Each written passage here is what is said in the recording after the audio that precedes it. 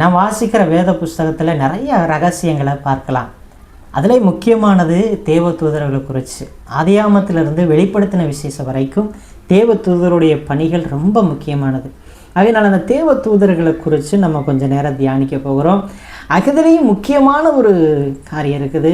அவங்க தான் தேவ சமூகத்தில், பரலோகத்தில் தேவனுக்கு சிங்காசனத்துக்கு மேலே இருக்கக்கூடிய சேராபீன்களும் கேருபீன்களும் 4 ஜீவன்களும். இதை குறித்து நம்ம கொஞ்சம் நேரம் நம்ம தியானிக்க போகிறோம். வாங்க, ஆண்டவர் உங்களை ஆசீர்வதிப்பார். இந்த காணொளியை நம்ம பார்க்கலாம்.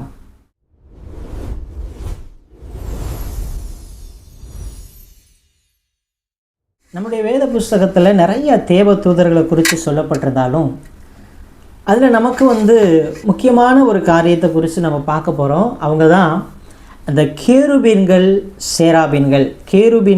சேராபீன்கள். இன்னொரு கேட்டகரி இருக்காங்க, வெளிப்படுத்தின விசேஷத்தில் சொல்லக்கூடிய அந்த 4 ஜீவன்கள்.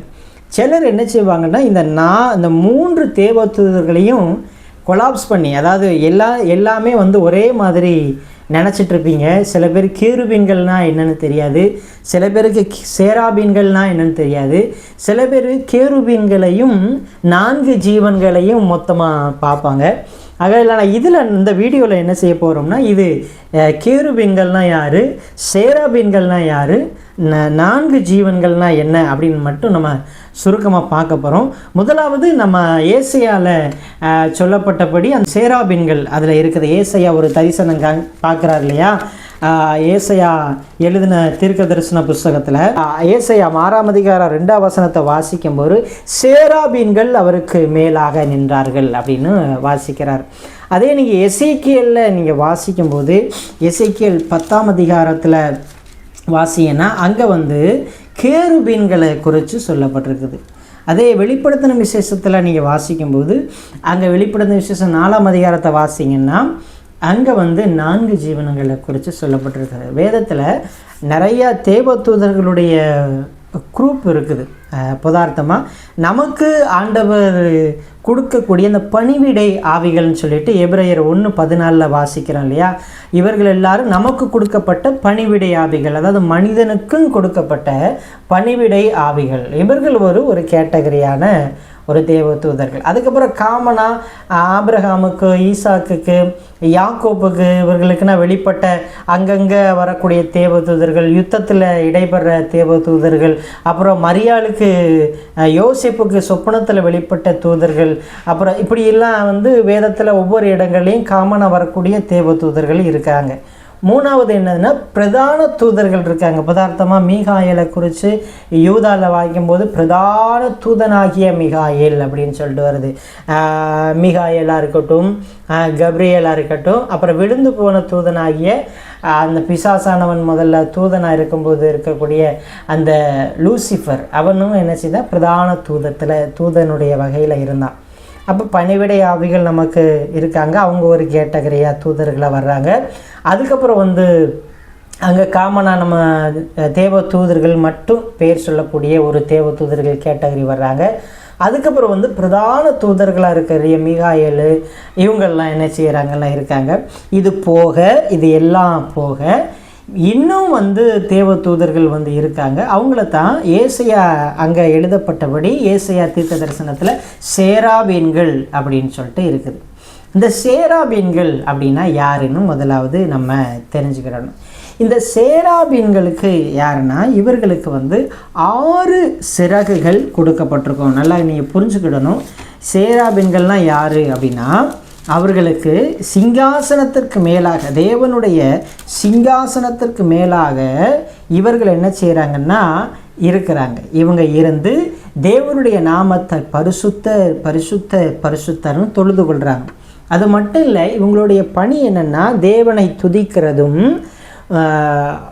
சுத்திகரிப்பை உண்டு பண்ணக்கூடிய காரியமும் இவங்க கரத்தில் இருக்குது. இவங்களுடைய வேலை சுத்திகரிப்பும் தேவனுடைய நாமத்தை தொழுது கொள்வதும். ஏசாயா அந்த வசன கண்ட உடனே அங்கே இருந்து ஒரு நெருப்பு தழலை எடுத்துகிட்டு ஏசாயாவுடைய நாமத்துறார்.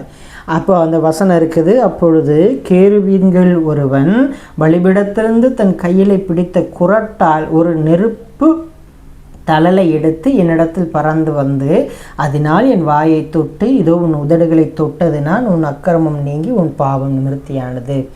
இந்த கேட்டகரியான தேவ தூதர்கள் என்ன செய்கிறாங்கன்னா, ஆண்டவருடைய நாமத்தை தொழுது கொள்றதுக்கும் சுத்திகரிப்பு உண்டு பண்ணக்கூடிய காரியத்துக்கும் இந்த தேவ தூதர்கள் இருக்காங்க.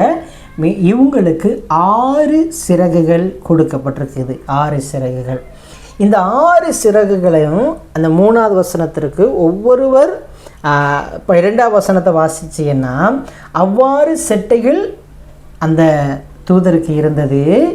தன் முகத்தை ரெண்டு அதாவது 6 சிறகுகளில் 2 சிறகுகளை வச்சு தன் முகத்தை அந்த கண்களை அப்படி மூடிக்கிறாங்க. 2 சிறகை வச்சு பறக்கிறாங்க. 2 சிறகுகளை வச்சு கால்களை மூடிக்கிறாங்க. நல்லா கவனிச்சுக்கிறங்க. 2 சிறகுகள் கண்களை பொத்திடுறாங்க, 2 சிறகுகளை பறக்கிறாங்க, 2 சிறகுகளில் கால்களை மறைச்சிக்கிறாங்க. ஏன்னா தன்னுடைய மகிமையில் இருக்கக்கூடிய தேவனுக்கு மேலே இவங்க இருக்கிறதுனால கால்களை பயபக்தியோடு தன் சிறகை வைத்து மூடிக்கொள்கிறாங்க. 2வது, தன் எவ்வளோதான் மகிமையில் இருந்தாலும் அந்த மகிமையின் தேவன் இந்த சிங்காசனத்தில் வீற்றிருக்கிறதுனால அவரை பார்க்க முடியாதபடிக்கு அவங்களுடைய முகத்தை என்ன செய்கிறாங்கலாம் மூடி இருக்கிறாங்க.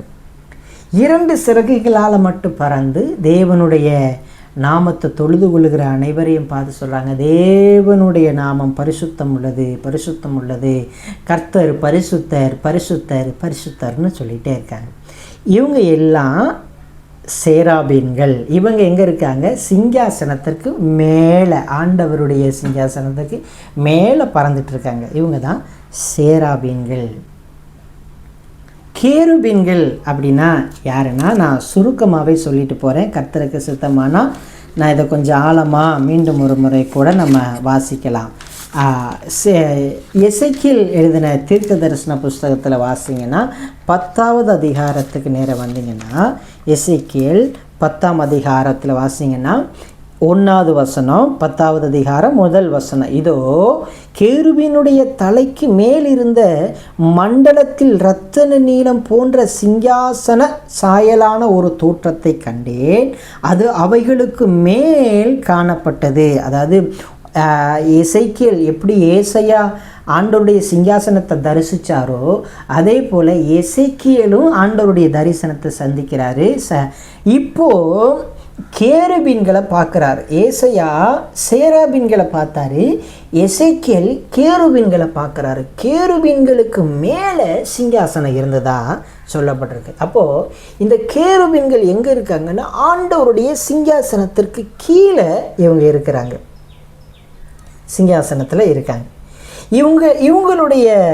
இவங்களுடைய காரியம் என்னன்னா, இவங்க எப்படி இருக்காங்கன்னா, அடையாளப்படுத்தும் போது அங்கே ஏசாயா பார்த்த சேராபீன்கள் 6 சிறகுகளோடு இருந்தாங்க. இங்கே இருக்கக்கூடிய கேருபீன்கள் எப்படி இருந்தாங்களா, எசேக்கியேல் 1வது அதிகாரம் 5வது வசனத்தை வாசிக்கும்போது அதன் நடுவிலிருந்து 4 ஜீவன்கள் தோன்றின. அவைகளின் சாயல் மனுஷ சாயலாக இருந்தது. அவைகளில் ஒவ்வொருவனுக்கும் தன் முகங்களும் ஒவ்வொன்றுக்கும் 4 செட்டைகளும் இருந்தன. அங்கே பார்க்கும்போது ஏசாயா பார்க்கும்போது 6 சிறகுகள் ஒரு முகம். இங்கே பார்க்கும்போது எசேக்கியேல் தீர்க்கதரிசி கேருபீன்களை தரிசிக்கும் போது சொல்கிறாரு, கேருபீன்களுக்கு 4 முகம் இருந்துச்சு. இந்த 4 முகம் கொண்டது தான் 4 ஜீவன்கள்.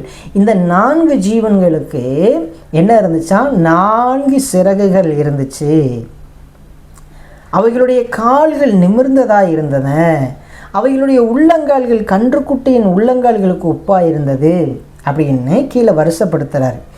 சேராபீன்களுக்கு 6 சிறகுகளும் கேருபீன்களுக்கு 4 சிறகுகளும் இருந்தன.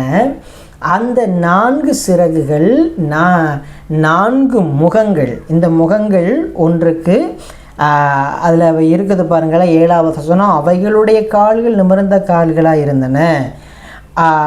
அவைகளுடைய உள்ளங்கால்கள் கன்றுக்குட்டியின் உள்ளங்கால்களுக்கு ஒப்பாக இருந்தன அப்படின்னு சொல்லிட்டு இருக்கும்போது சொல்கிறாரு, 10வது வசனம், அவருடைய முகங்களின் சாயலாவது வலது பக்கத்தின் நாளும் மனுஷ முகமும் சிங்க முகமும், இடது பக்கத்தின் நாளும் எருது முகமும் கழுகு முகமும். அதாவது ஒரு முகம் சிங்க முகம், ஒரு முகம் கழுகு முகம், ஒரு முகம் மனித முகம், ஒரு முகம் எருது முகம். இப்படி 4 முகங்களை இந்த கேருபீன்கள் வச்சுருந்தாங்க. இவங்க எங்கே இருந்தாங்கன்னா சிங்காசனத்திற்கு கீழே இருந்தாங்க. மேலே கேருபீன்களும் கீழே சேராபீன்களும் இருந்தாங்க. இந்த சேராபீன்களுக்கு இன்னொரு பெயர் இருக்குது, 4 ஜீவன்கள்.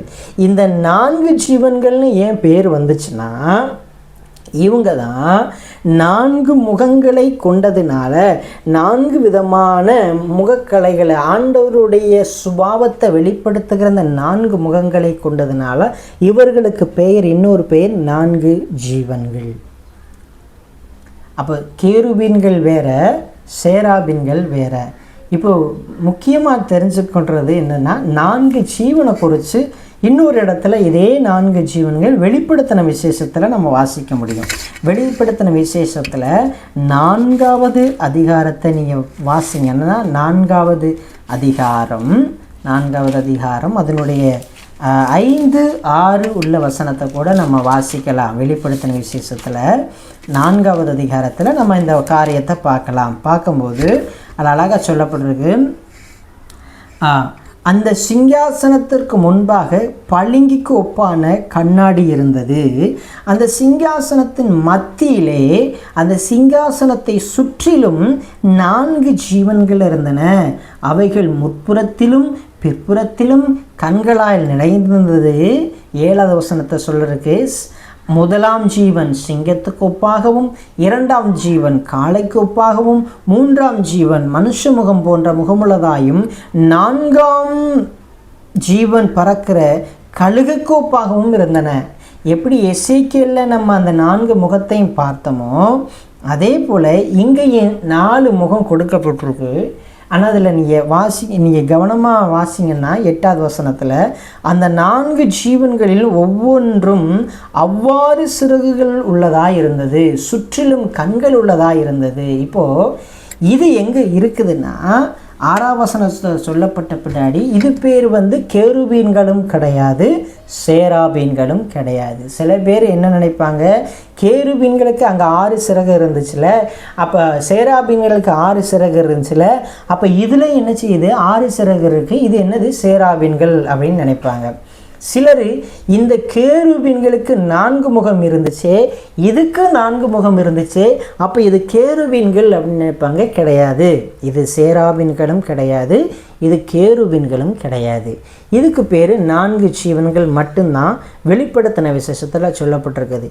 இது எங்கே இருக்குதுன்னா, சிங்காசனத்தை சுற்றிலும், அதாவது நடு மையத்தில் இருக்குது. அதுக்குள்ளே ராஜாதி ராஜ கத்தாதி கர்த்தர் உள்ளே இருக்கிறார். நீங்கள் கவனிக்கணும், மேலே சேராபீன்கள், கீழே கேருபீன்கள், அந்த நடு மையத்தில் 4 ஜீவன்கள். இந்த 4 ஜீவன்களுக்கும் மேலே சேராபீன்களுக்குள்ள 6 சிறகுகளும் கேருபீன்களுக்குள்ள 4 முகங்களும் இந்த 4 ஜீவனுக்கு இருக்குது. அதாவது மேலே கொஞ்சம் பாதியும் கீழே கொஞ்சம் பாதியை மிக்ஸ் பண்ண மாதிரி மேலே இருக்கிற சேராபீன்களுக்குள்ள 6 சிறகுகளும் கீழே இருக்கக்கூடிய சிங்காசனத்துக்கு கீழே இருக்கக்கூடிய அந்த 4 முகங்களும் ஒத்துன மாதிரி ஒன்று கலந்தது போல் இந்த 4 ஜீவன்களுக்கு அந்த காரியம் இருக்குது பாருங்கள். இதுக்கு பேர் கேருபீன் இல்லை, இது சேராபீனும் கிடையாது. சிலர் சேருபீன்பாங்க, சிலர் சேராபீனும் கிடப்பாங்க. இது வெளிப்படுத்தின விசேஷத்தில் மட்டும்தான் இந்த 4 ஜீவன்களை கொடுக்கப்பட்டிருக்கு. இதை யோவான் மட்டும்தான் தரிசிக்கிறாரு, பார்க்குறாரு. அப்போது கேருபீன்கள் என்பது வேறு, சேராபீன்கள் என்பது வேறு, இது வேறு. இந்த கேருபீன்களுக்குள்ள காரியம் என்னென்னா, மகிமையை இவர்கள் தான் பாதுகாத்து கொள்வாங்க. மகிமையை பாதுகாத்து கொள்வாங்க. எப்படி சேராபீன்களுக்கு ஆண்டவரை போற்றுவதற்கும் ஆண்டவரை புகழ்கிறதுக்கும் ஒரு வேலை கொடுக்கப்பட்டிருக்கோ, கேருபீன்களுக்கு மகிமையை காத்து கொள்வதற்கு கேருபீன்களுக்கு வேலை கொடுக்கப்பட்டிருக்கு. இந்த 4 ஜீவன்களுக்கு என்ன வேலைன்னா, அது எல்லாம் கண்களாய் நிறைந்ததுனால இந்த உலகம் எல்லாத்தையும் கண்காணிக்கிற ஒரு பெரிய பகுதி. அதுதான் ஆண்டவருடைய கண்கள் போன்றது. அந்த கண்கள் தான் இந்த உலகம் முழுவதுமாக இருக்கிற அத்தனையும் கண்காணிக்க கொடுக்குது அந்த 4 ஜீவன்கள் தான். அதனால் ஒவ்வொன்றுக்கும் சேராமீன்கள் என்பது வேற, அதனுடைய வேலை வேற. கேருபீன்களுக்கு அதனுடைய வேலை வேற. 4 ஜீவன்கள் வேற, அதனுடைய வேலை வேற. அதனால் எப்படி இந்த நம்முடைய வேதத்தில் நமக்கு அந்த பணிவிடையாவிகள், தேவ தூதர்கள், பிரதான தூதர்கள், பெரிய தூதர்கள் அப்படின்னு சொல்லிட்டு ஒவ்வொரு தூதர்களாக கொடுக்கப்பட்டிருக்கோ, இவர்கள் தூதர்களிலேயே கொஞ்சம் மேலானவர்கள். இவர்கள் தான் சிங்காசனத்தை சுற்றி இருக்கிறாங்க. இவங்க வேலையே சிங்காசனத்துக்கு அவுட்டர் கிடையாது. இப்போது மிகாயேல் அப்படின்னா யுத்தம் பண்ணுறதுக்கு கொஞ்சம் தூரமாக போய் செய்வாங்க. மெசஞ்சர் அப்படின்னாலும் வெளியில் கொஞ்சம் அவுட்டரில் போவாங்கன்னு வச்சுக்கிறீங்களேன். இவங்களுடைய வேலையை பலிபீடம் தான். அது எப்படி ஒரு பிரதான ஆசாரியனுக்கு அந்த மகா பரிசுத்த ஸ்தலத்தில் ஒரு வேலை இருக்குதோ, அதே போல் இவங்களுக்கு சிங்காசனத்தை சுற்றிலும் தேவனை, இவங்களை கடந்து தான் தேவனையும் பார்க்கணும். அந்த அளவுக்கு மேலே சேராபீன்களும் கீழே கேருபீன்களும் அந்த நடு மத்தியில் ஆண்டவரை சுற்றி சிங்காசனத்தை சுற்றி இந்த 4 ஜீவன்கள் இருக்கிறாங்க. நீங்கள் கற்பனை பண்ணி பாருங்கள், இது எவ்வளவு ஒரு மகிமையாக இருக்குன்னு பார்த்துக்கிறேங்க. அவ்வளோ ஒரு மகிமை நிறைஞ்ச ஆண்டவர் தான். இது வேதத்தில் நான் என்ன நம்புகிறேன்னா, இது ஏதோ ஒரு கொஞ்சம் தான் நமக்கு கொடுக்கப்பட்டிருக்குது. இதுலேயும் நம்ம பெரிய மகிமையானதை அவரை தரிசிக்கும் போது தான் சில விஷயங்கள் உண்மையாக தெரியும். அதனால் ஒருவேளை இது உங்களுக்கு பிரயோஜனமாக இருக்குன்னு நம்புகிறேன்னா, தேவ தூதர்கள், அதிகாரங்கள் எல்லாமே அவருக்கு கீழ்பட்டிருக்குது.